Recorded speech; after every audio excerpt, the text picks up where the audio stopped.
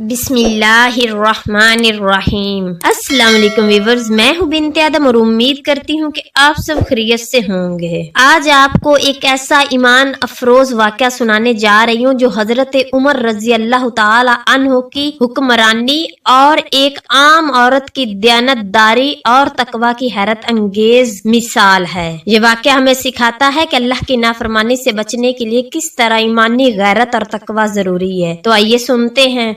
अमीरुल मोमिनीन हजरत सैयदना Umar bin Khattab रजी अल्लाह ताला अन्हु का ये मामूल था कि आप अपने दौरे हुकूमत में रातों को जाग कर मदीना की गलियों में गश्त किया करते थे ताकि अपनी राया के हालात जान सकें। वो चाहते थे कि कोई भूखा ना सोए, किसी पर जुल्म ना हो और हर कोई इंसाफ हासिल कर सके। एक रात जब हजरत सैयदना उमर बिन खत्ताब रजी अल्लाह ताला अन्हु अपने एक साथी के साथ गश्त पर निकले तो एक घर से माँ और बेटी की आवाजें आने लगी। वो दरवाजे के करीब हुए और गौर से सुनने लगे। कमरे में एक माँ और बेटी के दरमियान गुफ्तगू हो रही थी। बेटी दूध की बाल्टी के पास खड़ी थी। माँ कहने लगी, बेटी दूध में पानी मिला दो ताकि वजन ज्यादा हो जाए और हमें ज्यादा पैसे मिल सके। बेटी ने कहा, अम्मी क्या आप नहीं जानती कि अमीरुल मोमिनीन हजरत सैयदना उमर बिन खत्ताब रजी अल्लाह ताला अन्हु ने दूध में पानी मिलाने से मना फरमाया है। तो माँ कहने लगी, बेटी अमीरुल मोमिनीन तो यहाँ नहीं है, उन्हें क्या पता चलेगा। तो बेटी कहने लगी, माँ अमीरुल मोमिनीन हजरत सैयदना उमर बिन खत्ताब रजी अल्लाह ताला